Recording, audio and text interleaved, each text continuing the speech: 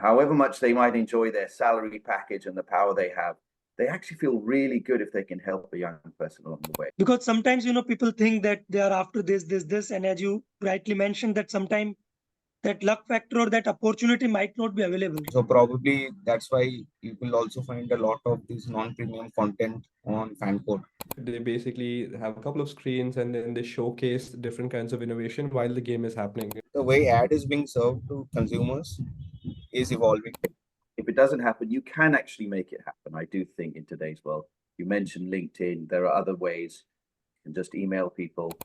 Working in India gives you a really good sense on the economics of things. I think everything is like looked at. I think that's most important part. Like if you have really seen someone do that great work, appreciation is the least I think one can do.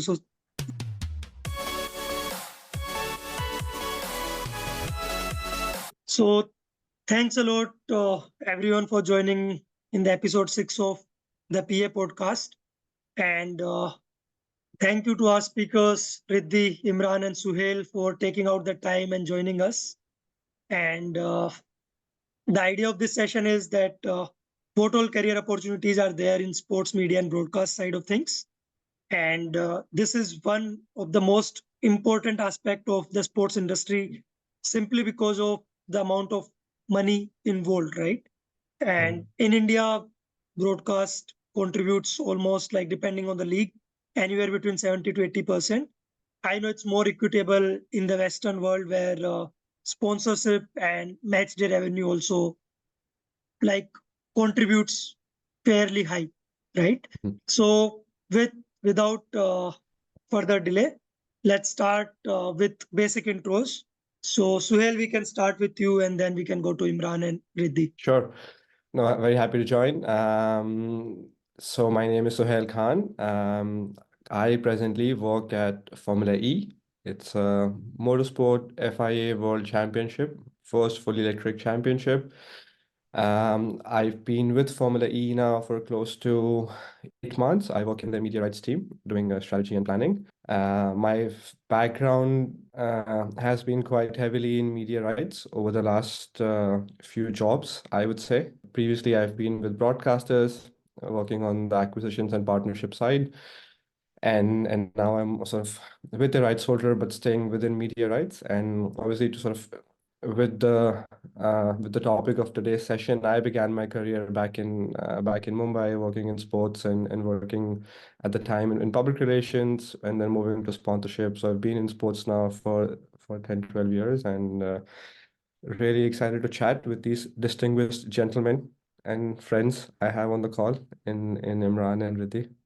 Thanks a lot, Suhail. Welcome. And Imran, if you can please briefly introduce yourself. Thanks. Despite what Suhail says, I'm not a distinguished gentleman, but I'm editor of Sport Business Media.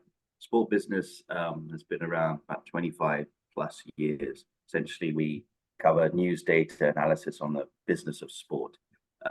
Our users, our subscribers might be rights holders like, say, UEFA, or a broadcaster like Sky, or an agency, which sort of works between them and adds value in the midst, like an IMG, for example. I've been at sport business for about 3 years. Prior to that, I was mainly working in journalism, in corporate communications. I also do creative writing, right, for the theatre and things. Sport's been a passion throughout, really, my life, as far back as I can remember. My 7-year-old is sitting across me having his breakfast, and the passion is there in him as well.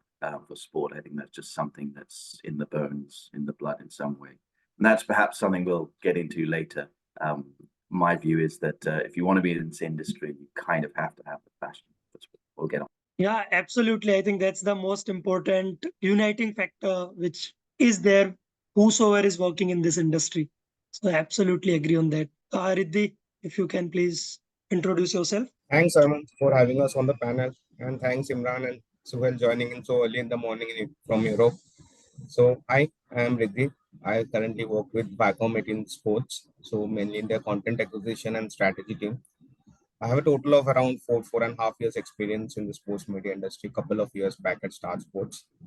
So I got into the sports industry by a random interview call, which I got to happen like 4 years back. And as you might be aware, like Indian MBA colleges or whatsoever other colleges, we do not have sports specific companies visiting our campuses. So it's a bit difficult. But yes, when there are multiple opportunities out there, and whosoever is looking to make a career in the sports industries, yeah, can give good insights into that. Yeah, thanks a lot. Thanks a lot, everyone, for introducing yourself. And again, welcome to the podcast. And so, see, I think one thing Imran spoke about the passion part, I think very, very important. But other than that, sometimes, like where all of you are in your career journey right now, as you mentioned in your intro as well, it didn't start from there, right? It has, like many times, like there is this phrase which I really appreciate, like let's say man plans but God laughs, right? So how has that journey been? Because sometimes we plan that in 3 years, 5 years, this is a very important MBA question as well, or where are you interview question, right? That where do you think yourself 5 years down the line? But sometimes where we are exactly 5 years down the line is very, very different, right? So if you can take us through your journey in terms of a few lucky breaks, how you have navigated your career journey so far, and what have been those defining moments, if you can share those. Simran, we can start with you, and then Suhail and Riddhi, so if that's okay. Yeah, I mean, I totally agree with you when, about the God laughing about plans.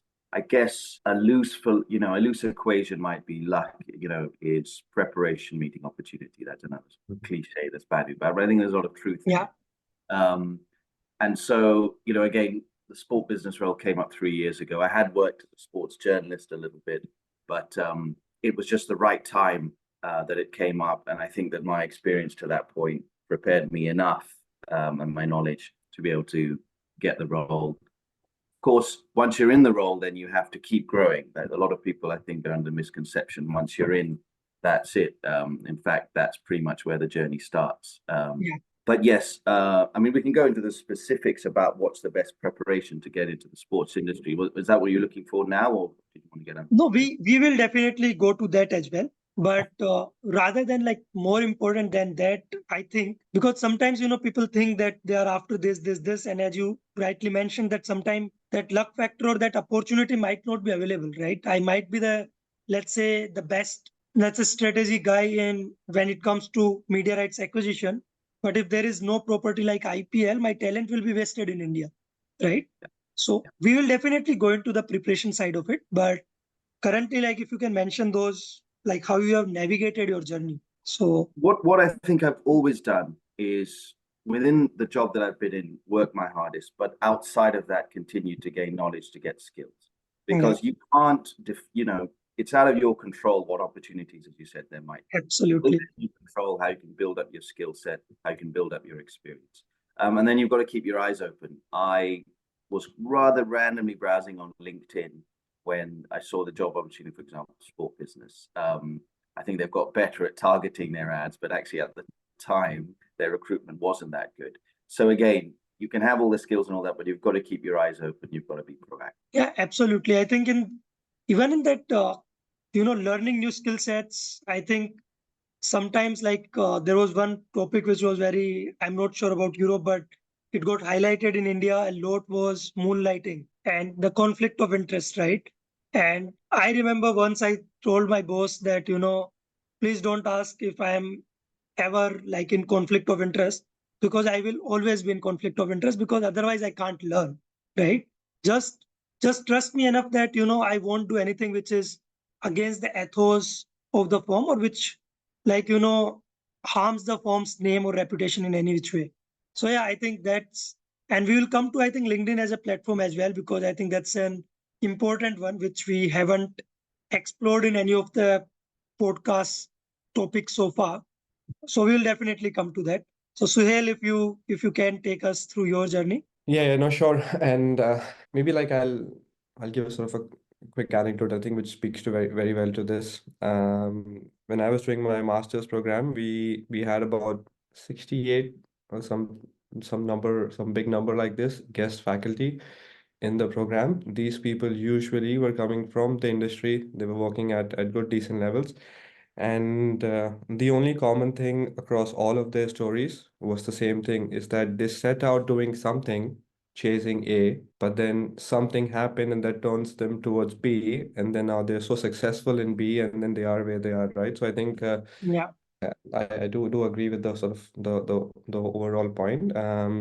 Personally, for me, I began doing, like I said, I began my career in public relations. I was working at an agency, and I had IT clients, and I was having to read up on subjects and topics like data center, and I'm not an engineer, and I can't be a couldn't even be close to one. I was terrible at all things technical and heavily academic growing up, and Sorry to interrupt.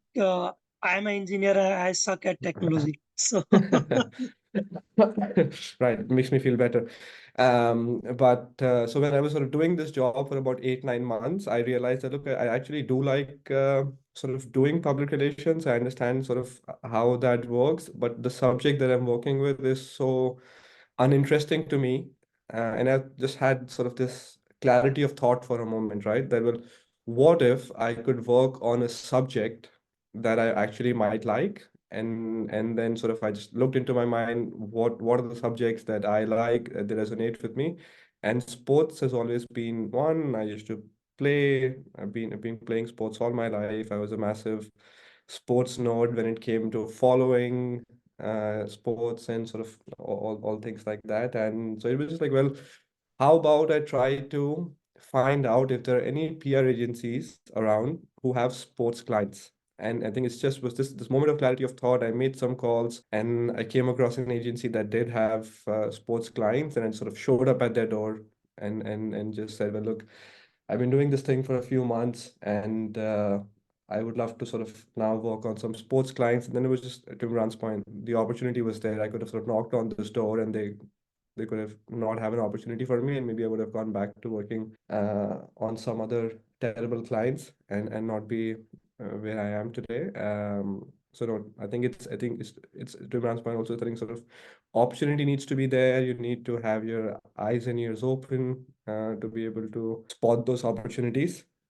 yeah, But I guess, yeah, if you have the clarity of thought already on what you're trying to do, then of course there are certain steps that you can take to unlock the opportunity. But sometimes, like I said at the beginning, I think it's I've always heard this, that, oh, someone is trying to chase A and then they sort of land up at B. So I think yeah.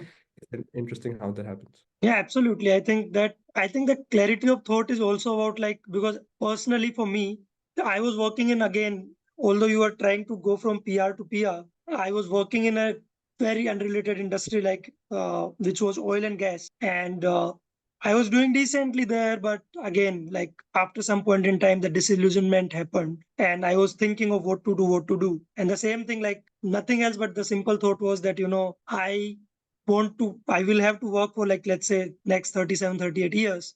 I was around 23 back then. And let's forget about thriving.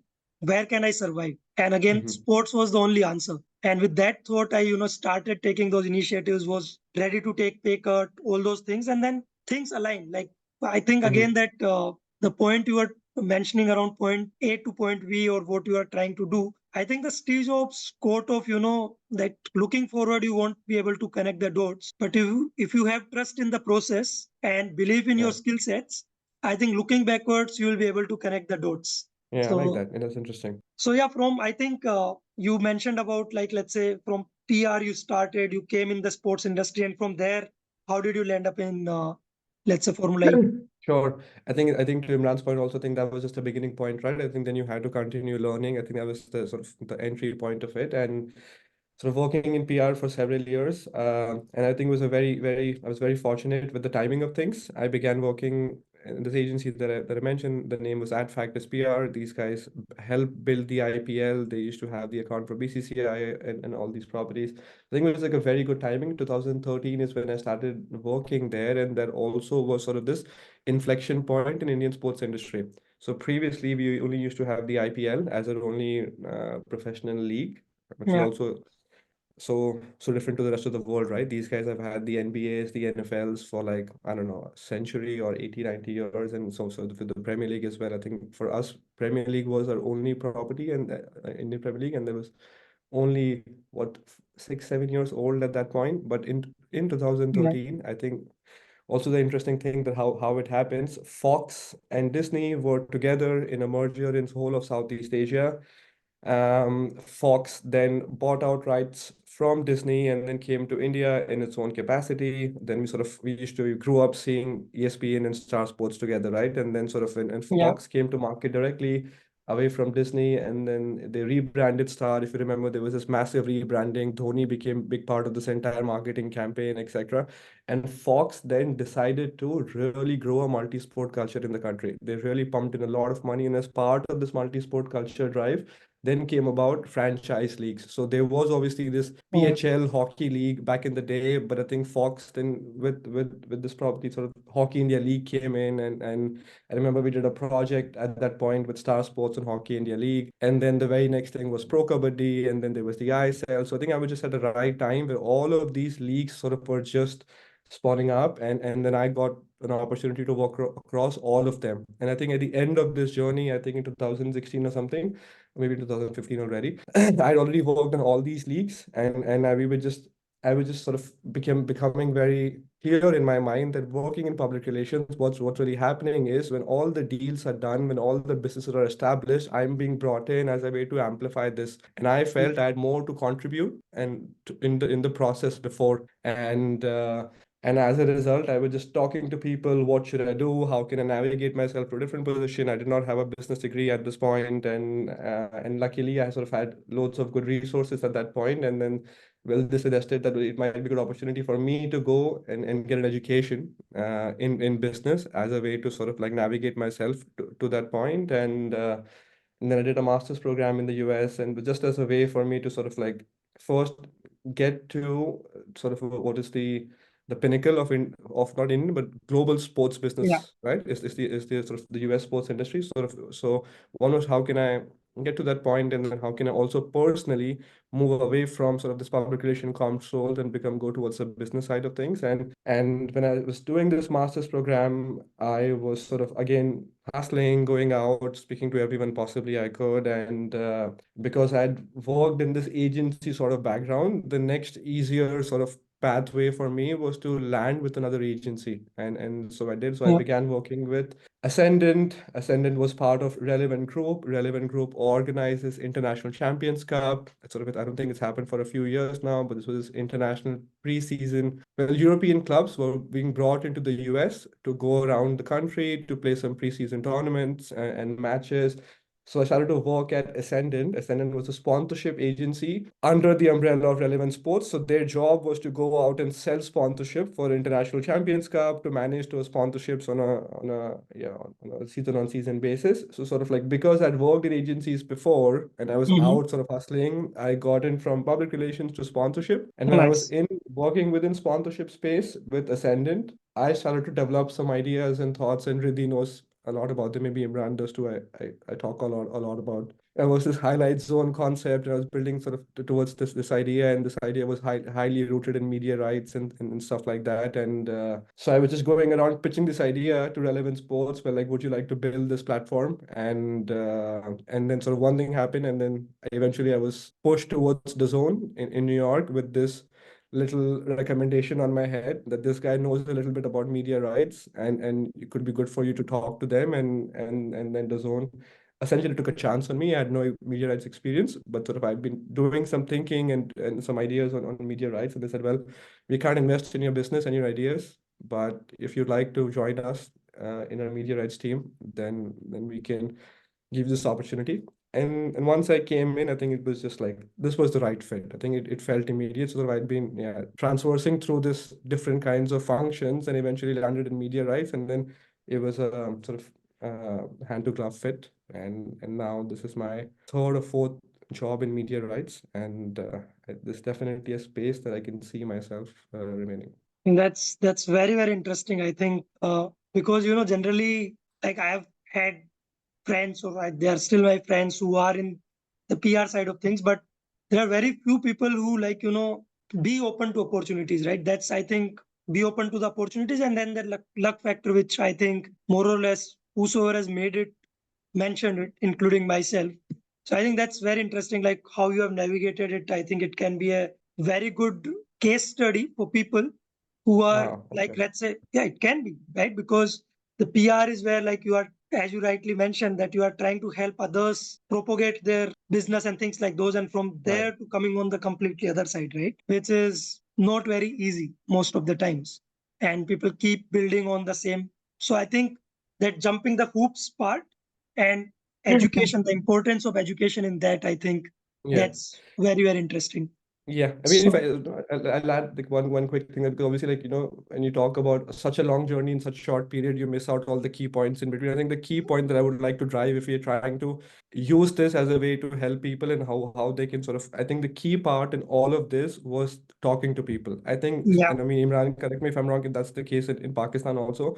Definitely in India, and still is not as appreciated. I think people still don't understand and value the concept of just, I had no agenda conversation. That I have no agenda with you, I have no business with you, but I'm just going to pick up a conversation with you, and I'm going to try to see how we can sort of learn best from each other.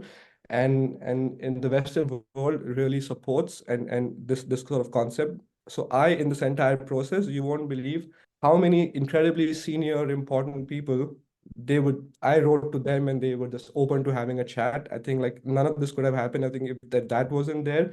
So I yeah, think one is if you're talking about India, I think like people who are at high levels in India, I think they need to be open to be giving this time to people, in just yes, talking to them without any agenda. And I think it's extremely important because you never know where someone lands up, right? And I yeah, think loads of people, when something comes into their inbox, will look like, well, this person is like young, XYZ, and has no experience, blah blah blah, and sort of like they skip over their messages. So you never know where this person might land up in the future. So I think like take time to talk to anyone who reaches out to you. So that's on the people who are in the position to be able to help people. And on the other side, people who are reaching out, make sure that you reach out in the most coherent way possible. Don't waste someone else's time. Write good messages. Reach out to, I think if you establish a relevance, if I reach out to Imran, and sort of I've read Imran's story, and then sort of when I reach out to him, I make it very worth his while. He reads this little message and he feels like, okay, this guy's knows what he's talking about. He's not sort of reaching yeah, out to me and talking about, I don't know, how to organize swimming competitions in, I think so. I think if you don't waste people's time also. I think like, do be good about in who you're reaching out to and sort of how you establish connect with them. I think like that's the most important thing. None of those things would have happened if I didn't reach out in the first place to many people. And secondly, if people didn't oblige to me, because I certainly had no experience in lots of these things, and people were open to talking to me. So I think if you're trying to, I think that's the point that I would like to drive sort of through my journey, because all journeys are unique. No one can sort of follow my journey per se. yeah. But I think, but if you can do this part, is that reach out to people constantly, but reach out with some relevance, and then doors open up. I think extremely important point. I really like how you have managed to capture both the sides, because sometimes people who are reaching out also, like, they also have to understand that the other person's time is limited and valuable as well. Because I have been trying to, I didn't used to do it earlier, so I didn't used to accept requests, used to see if that there is some some similarity in alma mater or something like that, that if I know it. And then one day the thought came to my mind that if someone already knows me, they have other avenues of approaching me, right? But if Mhm. someone is approaching me through LinkedIn, certainly they don't have any other avenue of approaching me. So then I think I accept each and every request, because if, let's say, it comes to like, if someone is not utilizing your time in the best possible manner, you always have avenues to block them and things like those. So I think that is very, very important. And I used to be the other kind of person, because there is, I think, cultural as well as more than cultural, this schooling system. I don't know like which part of India you and like Riddhi. I come from a like rural semi-urban kind of thing, and there during the schooling process the entire inquisitiveness is eliminated, right? Asking questions is not Mhm. encouraged. So Mhm. that, and it was completely different during my education, during my college time, right? So suddenly that it has taken me now almost 10, 12 years to be confident in asking for help, right? Mhm. Or asking for going out there, just striking a conversation. But now, once I've started doing it in last 2, 3 years, I think couldn't stress more. So I Yeah. really appreciate you bringing this point, Yeah. driving this point home. So Mhm. Riddhi, if we can come to your journey. So I had the least media experience out of Imran and Sohail. So I just have only 4 years of experience. So prior to that, I was working with PwC in a tech consulting role. So on one fine day, a colleague of mine happened to get a call from Star Sports, and since he wasn't willing to shift from Bangalore to Mumbai, so he referred me. So that's how I landed at Star Sports. The interview process was Awesome. really simple, nothing to do much with how the sports broadcast industry works and all those kind of things. So Sorry to interrupt. I hope you are sending some constant gifts to your friend. not really. We're not in touch now for like 2 years. He shifted to US, so not really. I think you should. So couple of years I worked at Star Sports in the content acquisition and the strategy part. So in Star Sports I was mostly towards the strategy part, not more on the content acquisition side of things because all the major acquisitions and everything were done by the time I reached there. So post that couple of years, I switched to Wacom 18. So Wacom 18 was a very small team when I joined there. It gave me the opportunity to get my hands dirty on multiple things. So it was not essentially strategy, content acquisition.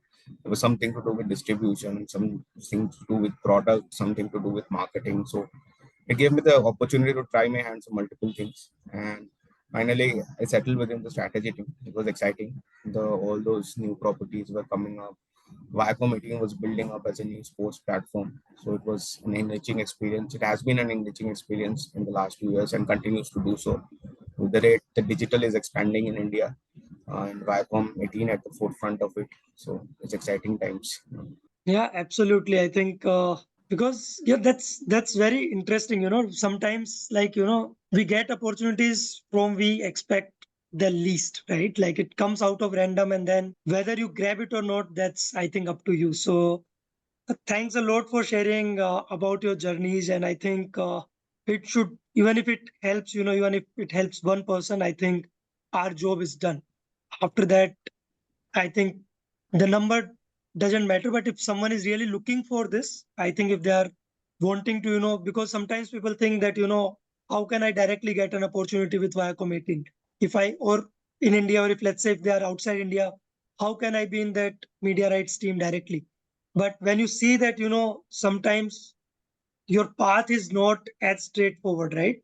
It goes through different routes, because sometimes people might, like if we take example of let's say Imran, like sometimes they might think that how can I be the forefront of you can say consulting agencies, or will that be the right word, Imran, for you, or Yeah, it's research backed agency? Will yeah, that be the better one? yeah, exactly. I mean, essentially, we provide research that agencies use to make their decisions. Agencies. Yeah, I've used sport business for I think better part of 1 year uh, at Reliance Sports. So obviously the product is great and it really helps. But I think at sometimes many people, some of the audience might not be able to get a chance to, because of the price points, because of the premiumness of the content, and because of the amount of effort which goes behind it. I think that access not everyone might have. But yeah, I think it's very important having used the product. Very important too. I think just one small point. I think in India, many of the organizations don't value the kind of content which is being provided by the research agencies, or so that is something I think which is missing, I can say. I mean, obviously, I think both of these guys are being so extremely humble. I think with Imran, I think it's an absolute honor to be a co-guest with him. Imran leads and moderates sessions at the biggest global sporting events like Yeah, Sportel, and he moderates sessions with sort of the C-suite and CEOs across leading organization. And so, I mean, it's great to be a co-guest with Imran. It's an absolute honor. And same with Riddhi. I think all of these lists, 30 under 30, 40 under 40, I think like why these lists are absolutely meaningless. because I think someone like Riddhi, I think he's an absolute sort of like being engine in our industry over the last 4 or 5 years. The acquisition that he's worked across, multi-billion-dollar acquisitions across cricket, and so Absolutely. if Riddhi doesn't feature in these lists, so I think that these lists are, I don't think they're doing a great job in capturing the people they are. I mean, I've seen his work personally, directly. His analysis is so sharp, so rapid, and so concise that he's very downplaying himself when he says he has the least amount of media experience. But I think in terms of the real dollar value, the contribution that Riddhi has had, I think is just incredible. And I'm constantly learning from him. He's constantly sort of like, I could take months and weeks to develop an opinion, and I call Riddhi, and Riddhi has his opinion in like within minutes, and it's so sharp. Yeah, that's so glad to hear that, Suhail. And I think apart from that aspect you talked about, like let's say reaching out to people, I think this is one thing Indian industry also has to learn, right? Like the appreciation for the good work, you will hardly find it. Like I think that's also very, very important, recognizing people and recognizing their time value, right? That is sometimes people don't do. Like I think that's most important part. Like if you have really seen someone do that great work, appreciation is the least I think one can do. So really, really thanks to you for bringing that out. And I think if someone who is listening to this or whenever they listen, I think it's also very important part, right? Like a little appreciation goes a long way, because I think that shows the kind of character you are, rather than like showcasing the other person. Like Imran might not need, let's say, yours or my appreciation, but it shows our character, right? Rather than that. So I think that is very, very important when you are trying to navigate your career journey, because not only for career, but it shows the kind of human being you are. So thanks a lot, Suhail, for bringing that out. Now I think basically, although like the major experience on this panel is on the absolutely like top of the funnel, where the real dollar, in terms of dollar value, the deals worth billions happen. But like let's say that is one part. Like let's say strategy and media rights acquisition is one part. But if you can throw some light upon what are the career opportunities other than, let's say, the strategy side, that's obviously one. But in the media and broadcast industry, sports media and broadcast, what are the different career opportunities available for people who want to start their career journey? So Yeah. Imran, if we Yeah, can I mean, start with you. I'll just get onto those specific. Just want to pick up a couple of points made. Yeah, Uh, please. Thank you, Suhail, for those comments. Well, what you saw there with Suhail is, again, brilliant use of people skills. Yeah, And absolutely. that is very much part of this business. You need to have your knowledge, you need to have your hard skills, but I think the soft skills, it's still very much a people's business, and I think it will remain so. And then you mentioned earlier about, when you were sort of trying to get into this field, there weren't so many resources. Now there are. Well, 10, 20 years ago, there was, the internet didn't quite exist in the same way. I'm not sure exactly Yeah. YouTube, but you didn't have these sorts of resources. So I think for young people, as many struggles as there are, the internet is just such an incredible resource to learn about careers, to learn about how to do things, use that. I also think, both Suhail and Riddhi kind of had this point in their journeys where something quite random happened and then the door opened. And I Yeah. don't want listening to think that they can build up their skills, build up the knowledge, but they have to just wait for that to happen. If that happens, Absolutely. great. If it doesn't happen, you can actually make it happen. I do think in today's world, you mentioned LinkedIn, there are other ways. You can just email people. As Suhail said, I think people in positions of power, of influence, who are a bit older, I actually think they really enjoy being useful to younger people. However much they might enjoy their salary package and the power they have, they actually feel really good if they can help a young person along the way. And I think you Absolutely. should take advantage of that. Cold call, turn up. I met someone in the film business, and I was asking him, "How did you get into this?" When we're young watching Hollywood, saying, "Oh, we want to be Steven Spielberg," and he literally turned up at a set. I mean, this is 25 years ago, and sort of started following someone and said, "I want to make you a coffee today." He said, "Are you crazy? We've got a film to. You can't get through security." They did that for the rest of the week. By the end of the week, the guy said, "Fine, give him a pass. He can make coffee for me." The next week, he's make coffee for 5 people. 2-3 months into the shoot, he was there helping out on odd jobs, and of course he made his way. Now, that's not to say that would happen for everyone. In fact, today, if you did that, security might just turn you away and call the police. So I'm not recommending that to everyone, but I think the point still stands about making yourself useful, being, persevering, and particularly for industries where, it might be more difficult to get in. There isn't such a set career path. And of course, finding those routes is, I think, just easier, due to the internet. I think sport is a useful metaphor for a career in general. The Olympics are on this summer. Now, in 100 meters, there'll be someone who's spent 4 entire years preparing for essentially 10 seconds. And that just might be 10 seconds. It might be out in the first heat.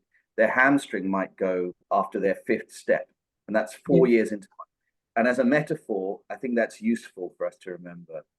Absolutely. Our industry, that you can prepare as much as you like, but ultimately some things are out of your hands, but that passion has to keep driving. And in fact, it has to keep driving, because I think, Riddhi and Suhail, probably in dark moments, they might think, for the amount of hours I'm putting in, and this relates to your point about appreciation, and the amount of hours I'm putting in, for the hard work I'm putting in, if I had gone into this sector, I don't know, finance, or this, if I was still consulting, I might be earning twice. I don't want to get specific, twice as much as I'm earning, or I might, this, that. I don't know the specifics, but they might have those moments, because I think there is something of a premium, or whatever the opposite of premium is, in terms of sport. You take a little bit of a hit, frankly, despite how much money, despite the fact that the industry is still growing. We might get into specifics of where it's growing, media rights, etc., plateauing a bit. But it isn't the biggest industry in the world. When you actually look at the hard numbers of how much sport is worth, you compare it to, I don't know, this commodity or that area of tech, obviously, it's still relatively small. And so it is that passion for the game, for what you're doing, that sort of has to keep you going through. There's more I could say on this stuff, but we want to move on. In terms of specific roles, look, if we stay to media, if we're sticking in that area, obviously there is producing the media, and then there's what you do with the media. If we could sort of have 2 strands. Might be people who want to go and stay in that hard production side, very interested in tech. Obviously, there's a lot of innovation coming in. Obviously, when you look at things like VR, AR, AI, there's other things which are going to come into our industry more and more to enhance the user experience of how we of how essentially we experience sport through our screens, and the more interactivity there is. Then on the other side, there is this product and media, how we place it on media, how we sell it to various broadcasters who want to show it, how we improve the user experience as well. So there's a wide variety of areas, and again, it's really about finding your niche, which I think is only possible through experience. I mean, we've discussed so far that might have started off being an engineer, but then realized I was going somewhere else. And that's part of the period, of growing up and having a career. You might have your plans, as you said, but things will work out. You'll discover things about yourself. The key thing, I think, when you're very young, is to work as hard as you can and expose yourself to as many areas. Because not only will you work out what you like and where you really want to be, I think more crucially, work out what you can do, where your strengths are. Because often passion, you talked earlier about connecting the dots after, often passion also goes backwards. You're good at something, and then you're passionate.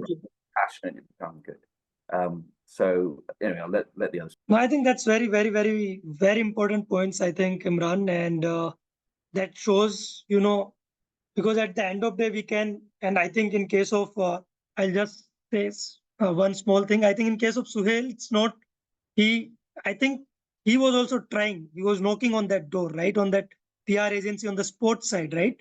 So absolutely important is that if you really think you are passionate about it, then do something about it. Like, you can't really wait, right? So that's very, very important, I think. Suhail, Riddhi, anything to add on the type of careers which you can make in sports media, apart from what Imran just mentioned? just gave the gist of it, but to look into specific kind of roles, so obviously there is a strategy and acquisition team that's main part of the media industry. There is an entire revenue function that works. So preparing the pricing, sponsorship packages for the advertisers. There is a dedicated sales team that goes out and sells these packages in the market. There is an ad tech team that is basically the interface between this revenue team and the tech team per se, like creating various kind of ad assets on the Yeah. platforms and day-to-day operations of it. There's a marketing team, both B2B marketing, B2C marketing.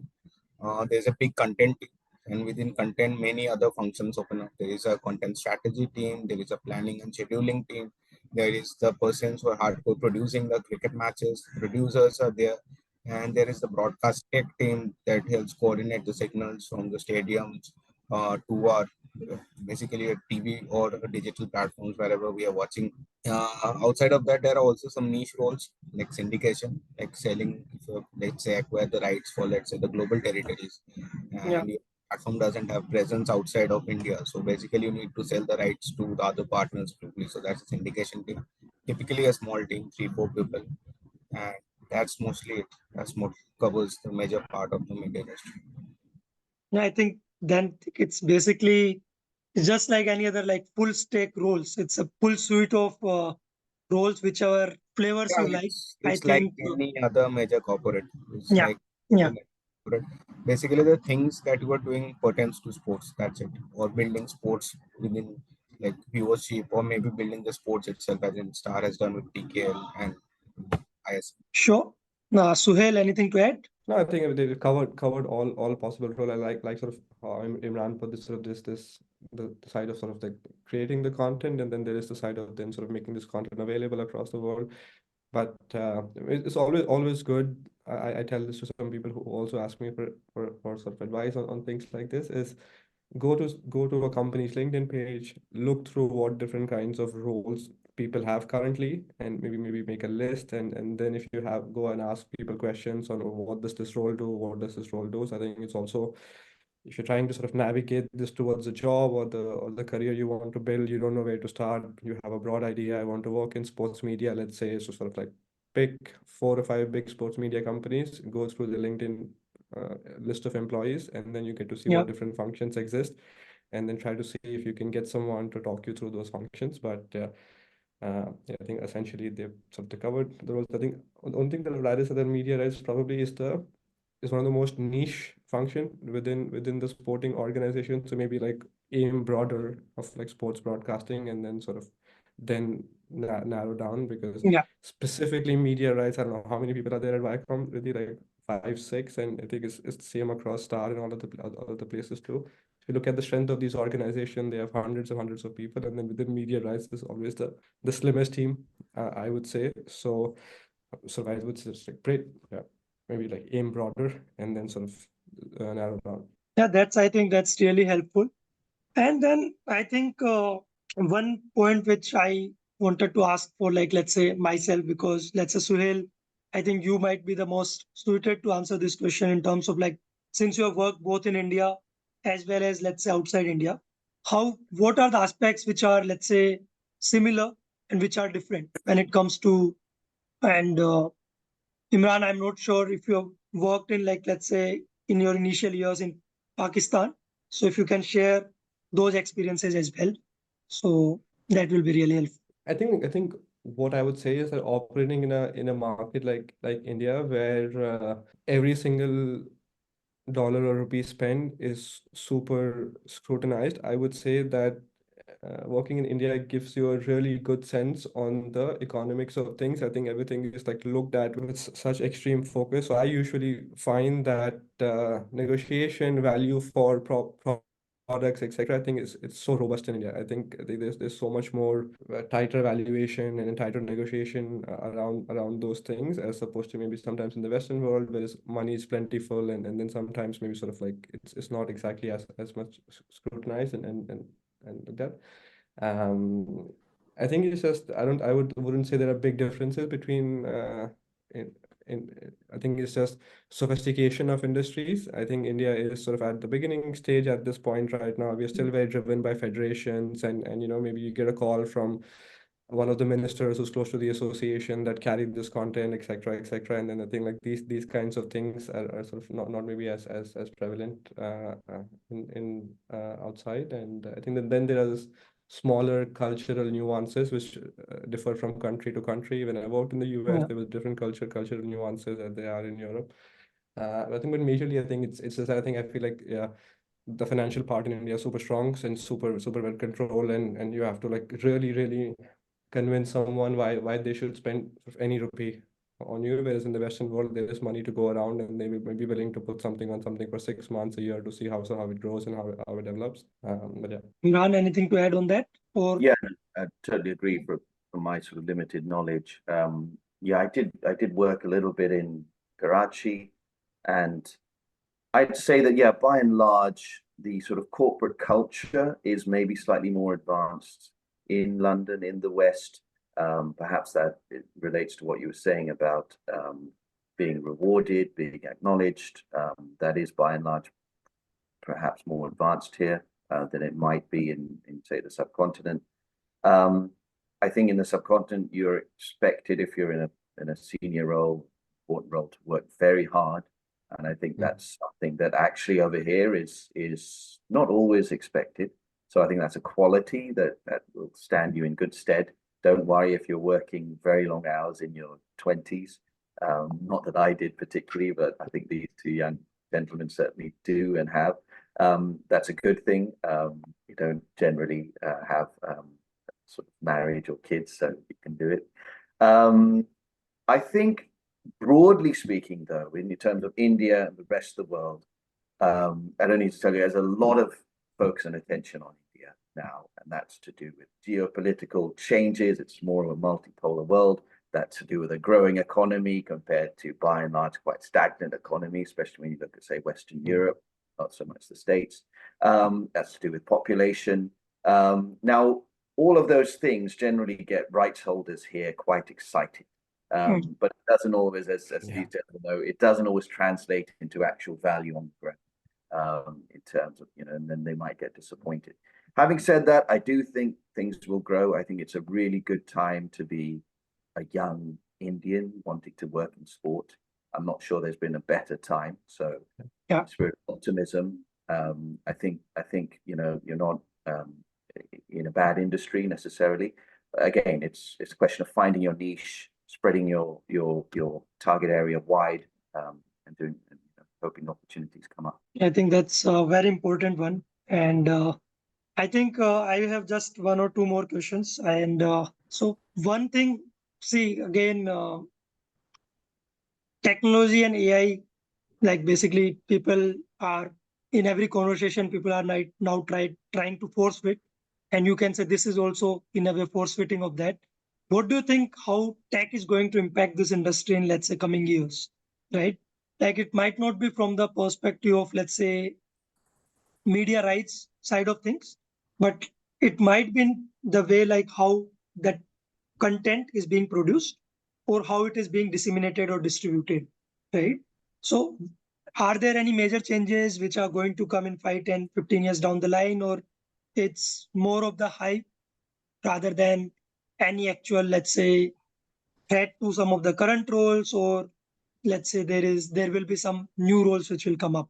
Any thoughts on that? Yeah, I mean, I can maybe speak quickly on it. So I was just at a conference in Dusseldorf. DFL organizes this really cool event. It's called Sports Innovation. They have a live game playing in the background, and then in front of it, they basically have a couple of screens, and then they showcase different kinds of innovation while the game is happening. Right, what could come in technology and production, etc. I think there was such a big emphasis on AI. I think Imran mentioned about this also at the beginning. Also, sort of this is becoming very sort of crucial and important. So there were so many things that I think currently you talk about localization. So like let's pick a property. Let's talk about like maybe because I was at DFL event, the Bundesliga, for example. Now Sony broadcast Bundesliga in the country, and Sony then hires commentators to localize the content in Hindi, etc. And then there were so many solutions out there which were talking about this role taken up by AI, that they localize content via AI in real time, and AI can pick certain tone, pitch, replicate someone else's voice completely. So essentially, sort of they're talking about how you can move from needing to hire commentators, train them, and then sort of get them in the studio and then produce this localized feed. But now AI potentially could do this as well. So there's going to be sort of some changes of the roles that they exist today. But then at the same time, you need people to operate these technologies. You need people to sort of like. So Yeah. I think it's just a shift. I guess one kind of role shuts up and the other one opens up, but definitely sort of just within sports broadcasting, I feel a lot of the WSC is a good example. They've been doing now AI generated highlights, clipping, etc. for a few years now. Before you would basically employ like a whole army of editors after a live event. They will basically sit down, cut highlights, publish them very next morning. Now all of this work just happens via AI. So I think a lot of that technology from the broadcasting side of thing is going to sort of change how a lot of the jobs look like, but I don't necessarily think that the jobs go away. I think the jobs transform into something else. Yeah. Yeah. Imran, Riddhi, anything on that? Nothing on the like AI side, but definitely on the tech part, the way ad is being served to consumers is evolving. So if you see some like foreign leaks, so basically the perimeter branding it differs from country to country. You see Yeah. even in India. So now, nowadays you can scan a QR code on your television ad, you can just open the app. So various kind of evolution is like great innovations are being done in this ad tech space specifically. Within the content space, as Suhail told, that automated highlight generation, content generation, VOD content, and all those stuffs are coming up.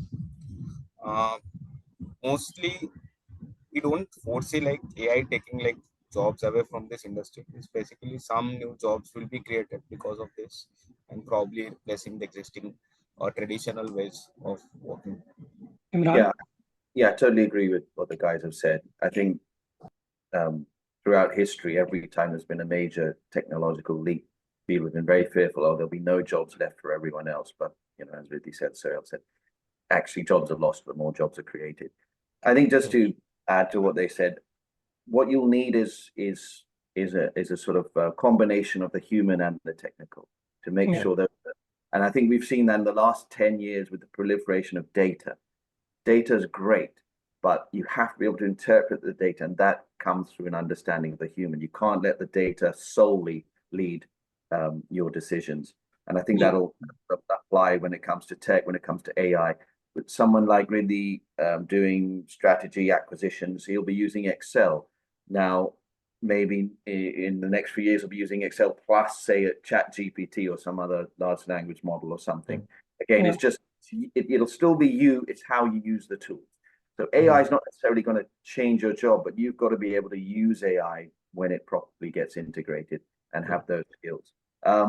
Having said that, I think, if you look at, say, the betting sector now, sports media rights is sort of generally plateauing. Betting globally has just gone through the roof. It is perhaps the growing sector. That's also because of legalization in the US is really driving that. It's growing in Europe. Now, we might have our moral qualms about betting, and I personally don't think it's the best thing. I think it causes a lot of harm, and I think sports needs to come to some sort of understanding about its relationship with betting. But we'll leave that aside for a moment and just look at the very fact that the tech, the internet, has enabled that over the last 10, 15 years. Before that, to go into a betting shop on your piece of paper, right? You do your slip and all that. Of course, it's totally transformed. Now, got the IPL game on. Within about 5 clicks, I can bet on whether Kohli's going to be out in the next over or something. And that is really transformative. And that tech is only going to become even more integrated in our phones and in the way we experience sport. Yeah, I mean, like it's such a good example. I think it's also like from a sponsorship activation point of view. Like, I mean, like you know, Imran, so many of the media rights deals are backed by betting sponsorship, right? They refinance the rights fee that they pay via betting, and then if now you have sort of this such a good integration of the betting product into the live product on the broadcasters already, and that allows the betting companies to sort of see the value directly. Someone sort of the money that they're paying is not just for exposure, but it's like this direct activation, right? And that's sort of increasing their ability to pay more. Yeah, no, super interesting point. Yeah, I think that's true for not only betting, but I think betting is more congruent category for what we are mentioning. But call to action CTA is something I think that's where I think Riddhi's point around innovation at tech and last I think 1.5 2 years, Viacom 18 has been leading that from forefront in terms of slicing, dicing. IPL as a property which used to be so expensive for any particular advertiser. Now the access point has definitely gone slightly down because of the way they are using technology to facilitate those ads to the consumers in different slices and dices, and I Right. won't go too deep into that. So yeah, just one point. As of now, whatever we are speaking is from the perspective of, let's say, elite sport, right? That the likes of La Liga, Bundesliga, IPL, Premier League, and things like those. But what do you think? What is the future of, let's say, non-premium content when it comes to the UGC? Obviously, in social media, user-generated content has been going from like one leap, like one strength to strength. It's growing very, very rapidly. But what about these neighborhood leagues? Because of the tech, some of them have come online, right? Yeah. So, what do you think? What is the scope of monetization, or where do you see this non-premium content? How to monetize it?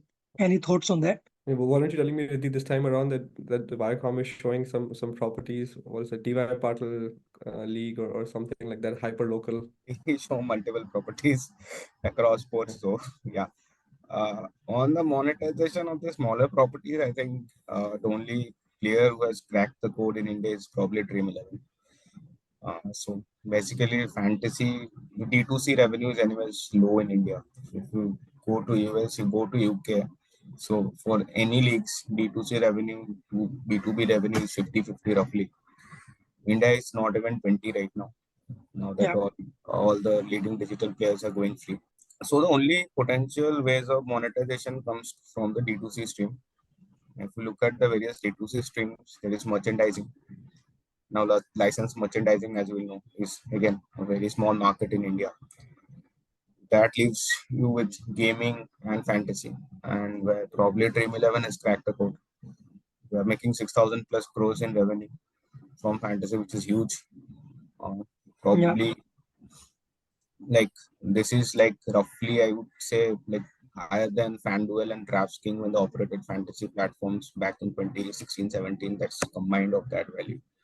So yes, so probably that's why you will also find a lot of this non-premium content on FanCode because they have found out a way of monetizing them. It might not be huge, probably the twice the size of the largest prize pool that is for that contest. But yes, there is some that is probably the only way right now in India how we monetize like on broadcast like non-premium content on the on ground stuff on ground revenues. Smaller leagues does do see a lot of traction from the betting clients, mainly because betting advertisements is illegal in India, so you cannot put it on TV or digital. So that's the only way they yeah, try to generate awareness, and we'll see many smaller platforms like smaller properties getting sponsored by a Puri Match or a Betway or for say Gafa Bet and all those companies. In terms of few leagues like the PHL or let's say the Premier Handball League. So most leagues come up with a franchisee-led model. So wherein they take some money from the owners at the start, which allows them to like finance the properties for the initial few years. And once on-ground revenues and all those stuff kicks in, and that's when they get return on their probably on their investment. But for the initial probably 1 to 3 years, not only have to invest in the operations per se, getting the sport played, hiring stadiums and all those, but probably they will also need a good broadcast. So to reach out to maximum number of people. So smaller properties are investing there also as well. So, hey, Imran, any Yeah. thoughts on how to Maybe monetize the Imran, if you have some non-premium thoughts. content? Sorry. Did you want to go, Imran? I think maybe it's become easier to the production of smaller leagues. Previously, you couldn't really have broadcast of them because you need a big camera setup, etc., Yeah, which is not possible for, I guess, for smaller properties. I think that's become easier, that you have the possibility to put out a live feed. I mean, I could be wrong, and I don't really have a lot of like examples that I can name, but I think there are loads of like very hyper local leagues happening in the country at the moment, that you have these like a district league, or maybe like a local, yeah, short for examples. And these guys are able to now live stream on YouTube. Yeah. And then this is possible because now they're able to sort of like, yeah, it's easier. And then once you live stream on YouTube, then obviously you're able to generate some revenue, either by its programmatic ad sales, or in some cases, if you're lucky, you're able to do some direct deals also. So I think, yeah, it's being able to now make content available, which previously was only accessible for massive rights holders who had the money to hire a TV crew, and do the production, and then do the post production, and publish the content. I think that's become easier now. And as a result, I guess they have, yeah, if there's more awareness, they can put the product out, they can monetize it directly via sponsorship, or they could then, with more awareness, then go out, sell on ground sponsorship, and yeah, things of that nature. I think, yeah, that's sort of, yeah. I mean, yeah, I think like that's just sort of on the hyper local side of things. And I think Riddhi touched upon maybe a tier above that, like sort of I think the handball example that Riddhi mentioned, and things of that nature. And now they have the ability to also then monetize, and yeah, that's definitely a new space. Imran, anything on that? Yeah, I mean, like the guy said, content is becoming more accessible, and that's also going to be driven by tech changes. I mean, you can have automated cameras. You have those in many places where you don't even need a camera operator. Things can be seen by those who are really interested in, often niche sports properties. But ultimately, look, we're in an attention economy, Yeah. an attention world, and there's more and more things competing for our attention. And so actually monetizing those small properties, I think, will prove challenging, and perhaps increasingly challenging. I think, broadly speaking, we'll continue to see a world where the very top continue to grow, and there's kind of a less and less of a middle, and then the bottom ones, frankly, struggle. And maybe they're just not meant to thrive monetarily. Maybe for those sports, it was always basically a sort of semi-amateur thing, and the last 30 years of pay TV growth has kind of artificially increased them. Your IPLs, your NFLs, your Premier Leagues will be fine. But, even, for example, in Europe, great leagues with great histories like Serie A in Italy have struggled recently to grow, say, their media rights and the overall value of the league. And again, that's part of that squeezed middle. And I think we'll see that more and more. I think completely agree, other than just, I think one part where my hypothesis is slightly different.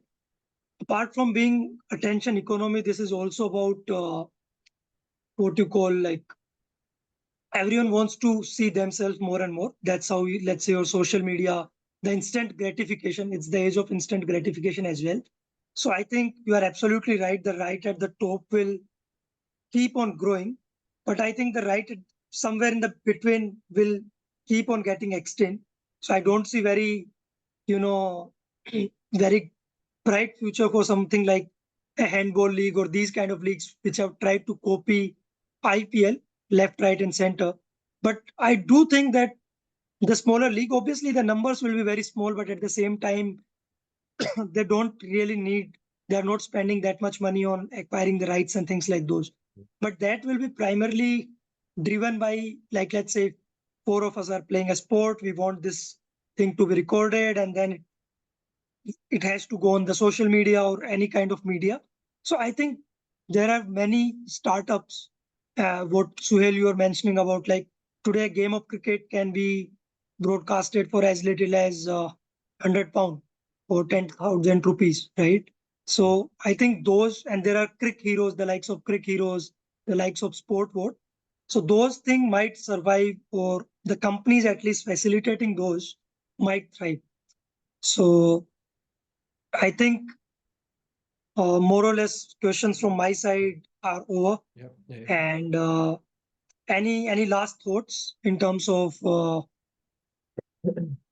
No, I think maybe like just going back to I think the same point. I think it's like to Imran's point. I think either you're so hyper local that almost like your friends and family and everyone you know is watching you, and then you're going yeah, to thrive because, like you said, you're almost seeing yourself on the screen, or you are a mammoth like the Premier League or the IPL, etc. And then they continue to grow. I think the guys in between are gonna so struggle for so much for attention, right? Like how are they gonna where they're gonna get this attention from because no one sort of you don't watching sports as the way that you used to. I mean, in India, we became big fans of the Premier League. A big function of that was we all watched TV, and at that point, on TV, the Premier League was distributed as opposed to maybe the La Liga or the Serie A, right?